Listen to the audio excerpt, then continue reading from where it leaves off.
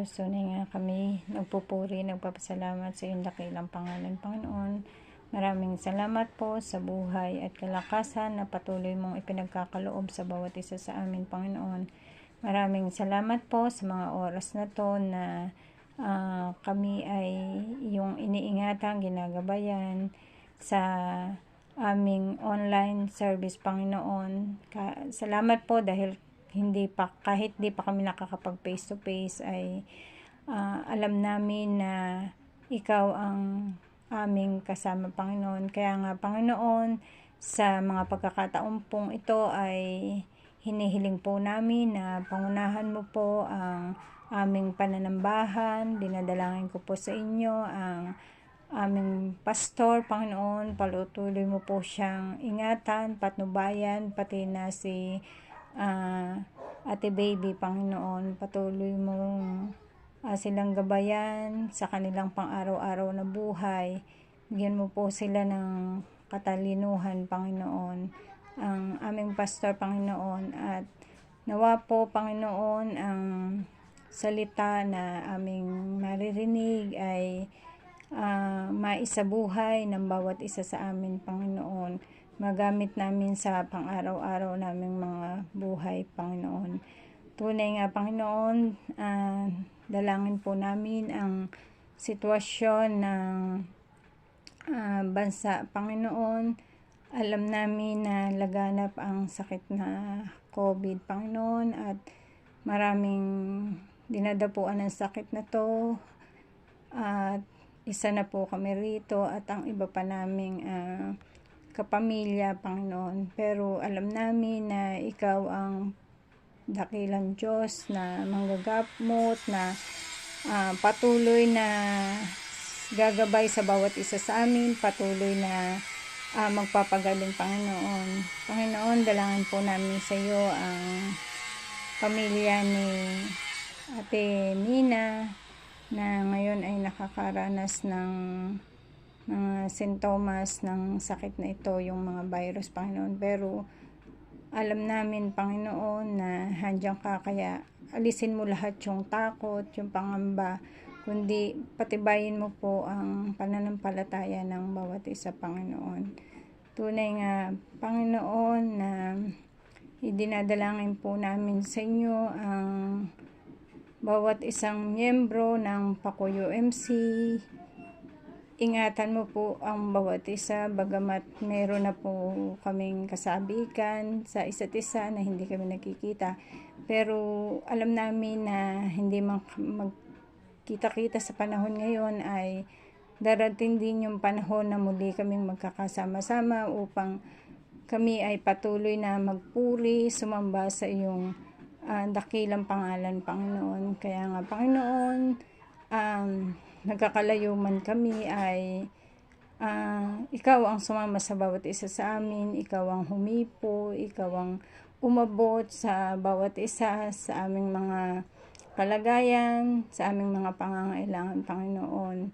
Alam namin na lagi ka lang nandyan sa aming tabi. Kaya, Panginoon, tunay nga na pinagpapasalamat po namin sa iyo ang buhay ng bawat isa.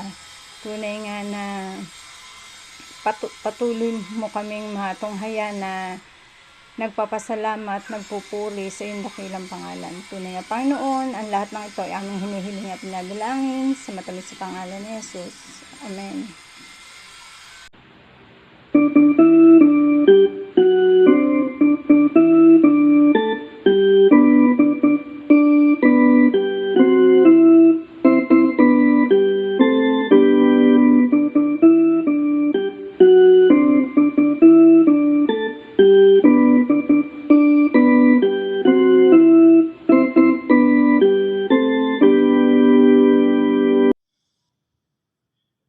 Ang pagbasa mula sa Ebanghelyo ayon kay San Marcos, Kabanata 9, mga talatang 30 at 37.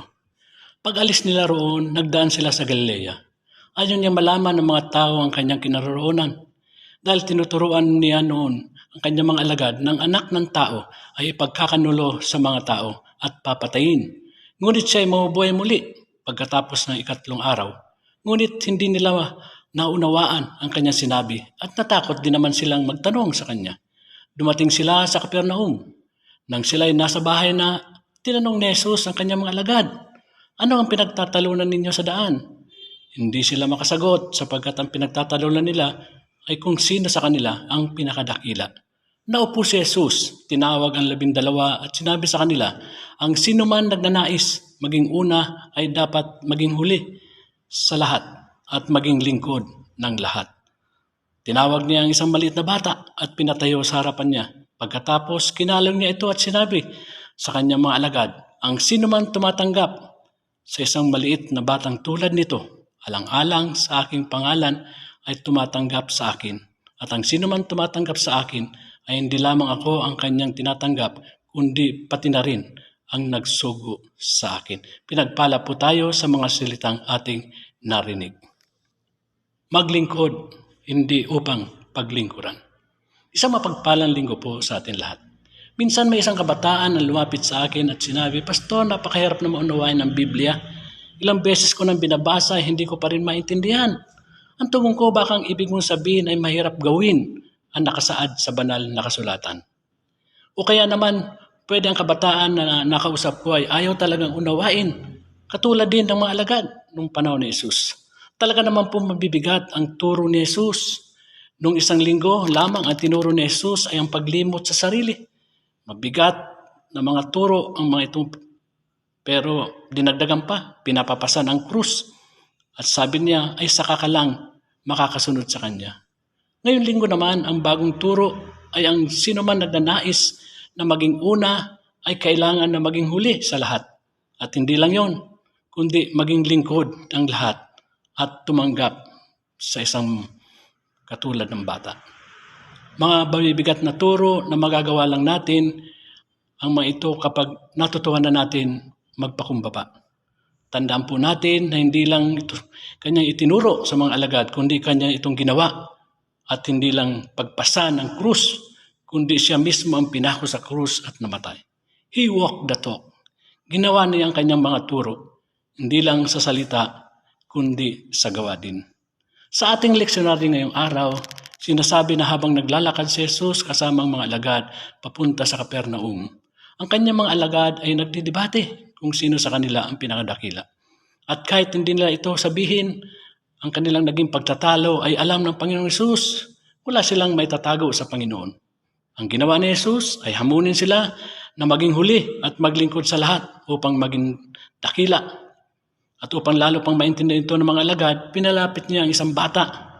Alam po ninyo ang katangian ng isang bata, ang pagiging simple. Walang pagkukunwari.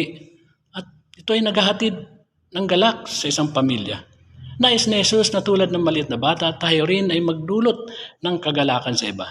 Hindi tayo pinatutulad sa bata, bagkus kailangan natin tanggapin natin sila dahil they represent the vulnerable sector of society na kailangan tulungan. Sila yung mga nangangailangan at nasa laylayan ng lipunan.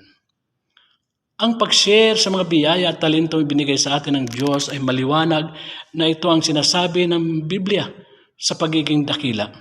Kabaliktaran ito ng sinasabi ng sanlibutan na kailangan daw na tayo ay nagsasarili, may pagtitiwala sa sarili, at minsan ay feeling good about ourselves. Ngunit ang sinasabi ng Biblia na kailangan na maging magpakumbaba tayo. Kalikasan ni siguro sa tao ang mauna. Pansinin po natin sa mga pila. Tiyak na may sisingit, lalo na sa pila ng pagkain. Ang kailangan at hangarin natin ang mauna sa paggawa ng mabuti na hindi naghihintay na makilala o kaya mapansin ang ginagawa natin sa iba. Ang pagiging dakila hindi masama per se, kung ito ay naghahangad ng kadakilaan na may kababaan loob sa paglilingkod. Karaniwan pinahalagan natin ang edukasyon upang magtagumpay tayo pagkatapos na sa pag-aral. Ang iba nga dyan ay maraming degree. Yung iba ay nagmamasteral o doctorate pa. Ginagawa nito upang malaki ang kitain. Ang iba naman ang binibigang halaga ay ang katayuan sa lipunan, iniiwasan na mapintasan. Sa iba ang pinahalagan ay ang kayamanan, pagkamal ng yaman at the expense of others. Ang iba naman ay kapangyarihan ng angad upang maprotektahan ang kanilang yaman. Samantalang iba ay ang pinahalagan ay ang ministeryo. Ang pagiging dakila sa panahon natin ngayon ay ang paglilingkod sa mga nangangailangan. At marami po tayo ngayon sa loob ng iglesia, sa komunidad, at maging sa pamilya. Dito magsasalita ang ating mga buhay. Sabi ko nga doon sa post ko sa Facebook, how we treat others is the ultimate test of our love for Christ. Tayo ay katiwala lamang sa mga biyayang natatanggap natin mula sa Diyos. At itong mga biyaya mula sa Diyos ay pagkakataon upang makapaglingkod tayo sa ating kapwa. Tingnan natin si Jesus na isang halimbawa. Hindi niya kailanman pinagpilitan ang kanyang sarili na siya ay nakarapat-dapat. Katunayan ay binigay niya sa mga alagad ay ang kaalaman tungkol sa tunay na dakila. Tinuruan mga alagad sa pagiging dakila. At ito ang sakripisyo at paghihirap na kailangan daanan ng isang alagad o lingkod ng Diyos. Ang puso raw na mapagmataas ay nakatingin sa kabiguan ng iba. Mapanuri at naghahanap ng kamalian ng iba. Ang tingin sa sarili ay palaging tama. Ang gusto ay sila ay paglingkuran at sila ang makakatanggap. May tendensya na naghihintay ng pagkilala at pag-appreciate kapag gumagawa ng kabutihan sa kapwa. Nasasaktan kapag ay iba ang kinikilala. At ang pinakmasaklaw, hindi marunong umamin ng kamalian. Dahil sabi ko nga sa una na palaging siya ang tama. Samantalang ang pusong mapagpakumbaba ay mahabagin o maawain at mapagpatawad. Ang nais ay maglingkod na hindi upang paglingkuran at makapagbigay at hindi naghahangad na mabigyan. Masaya kapag ang iba ay nagtatagumpay at hindi katulad ng pusong pagmataas. Ang pusong mapagpakumbaba ay tumatanggap ng mga kamalian. At agad din itong humingi ng tawad. Mga magulang at mga kapatid, ang tunay na dakila ay ang taong mapagpakumbaba. Sila ang lubos na gagamitin ng Diyos. Ang tunay na kababaan, ang pagtugon sa pangangailangan ng iba, hindi ang sarili. May dalawang katangiang dapat nating gawin upang tayo maging mapagpakumbaba. Una, maging una tayo sa paglilingkod sa iba. At pangalawa, mauna tayo sa pangangalag o pagtugon sa mga mahihina at nangangailangan. Nawa itong taglay natin sa ating mga buhay. Amen. Amen. Tayo po ay manalangin, makapangyarihan at mapagpalang Diyos. Sama-sama po kami nagpapasalamat sa mga biyaya at pagpapala na aming mga tinanggap sa loob ng linggong ito. Papasalamat din po kami sa araw na pag-iingat sa bawat isa sa amin. Amin din pong pinagpapasalamat ang pag-adya mo sa maraming tao sa sakit, lalo na ng COVID-19. Amin pong dinudulog sa inyo ang aming kapatiran ng Pakuyo MC. Nawa huwag mo po kaming pagkulangin at ipagkaloob ang lahat ng aming mga pangangailangan. Alisin mo po ang pangamba at takot sa bawat isa sa amin. Bagkus pagkalooban mo po kami ng matatag na pananalig at tunay na kapayapaan. Amin din po dinudulog sa iyo ang aming mga kapatid na nasa ibang bansa. Pagpalain mo po ang kanilang mga pagtatrabaho at maging ang kanilang mga negosyo. Iiwas mo po sila sa mga sakit at ingatan sa araw-araw. Ipagkaloob mo po kay Ate Beth Sanchez ang patuloy na kagalingan at panumbalikin mo ang kanyang kalakasan. At ganyan din po si Ate Leling sa kanyang patuloy na oral chemotherapy. Amin din po dinadalangin si Ate Nora na malunasan ang kanyang karamdaman. At si Ate Minal Lituko at ang mga anak na nag-positive sa COVID-19, naway ipuin mo po sila at pagalingin. At sa iba pang may mga karamdaman, amin din pong idinudulog sa iyo upang makaranas ng kagalingan. Amin din pong inilalapit sa iyo sina Nana Ason, Nana Leona, Nana Binyang, Nana Carmen, Nana Goyang at iba pang mga matatanda ng iglesia na madama po nilang iyong presensya sa kanilang buhay. Ingatan mo po sila sa araw-araw. Tulungan mo po ang mga namumuno sa aming pamahalaan na masugpo ang sakit ng COVID-19 at magkaroon ng at makatugon sa pangangailangan ng aming mga kababayan, lalong-lalo na sa pangangailangan ng bakuna at pagkain.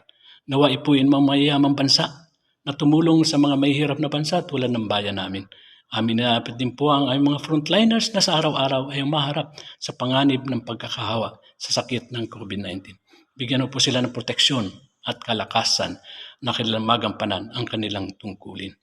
Andin po dinutulog sa iyo ang aming kabuang iglesia na harap sa isang pagsubok. Panatiliin mo po ang aming Sa aming hanay ang pagkakaisa. Bigkisin mo po kami sa isang pananampalataya, isang ministeryo at isang Diyos. Patnubayan mo po ang nilalapit na General Conference sa isang taon. Bigyan mo po ng katalinuhan ang aming mga obispo, isang mangunguna rito at ang mga lalahok na delegadong pastor at laiko sa komperensya. At nawa manatili ang pagkakaisa pagkatapos ng pagpupulong na ito.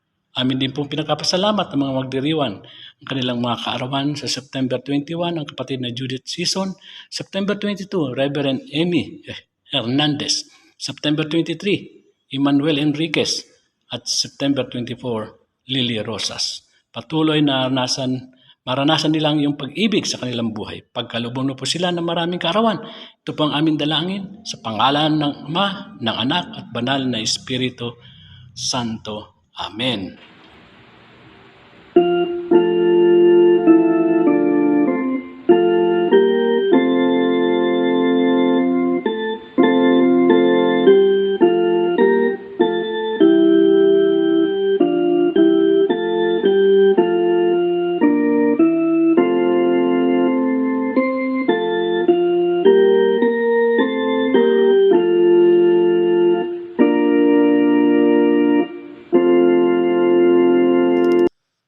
At ngayon, ang walang hanggang Ama ng sangkatauhan ay patuloy na magpala sa atin ng banal na biyaya. Ipagkaloob nawa ng ating Panginoong Jesucristo ang tunay na kagalakan ng walang hanggang buhay at ang banal na Espiritu ay magdulot ng tunay na pagkakapatiran ng lahat ng mga mananampalataya ngayon at sa mga panahon na darating. Amen, Amen, Amen.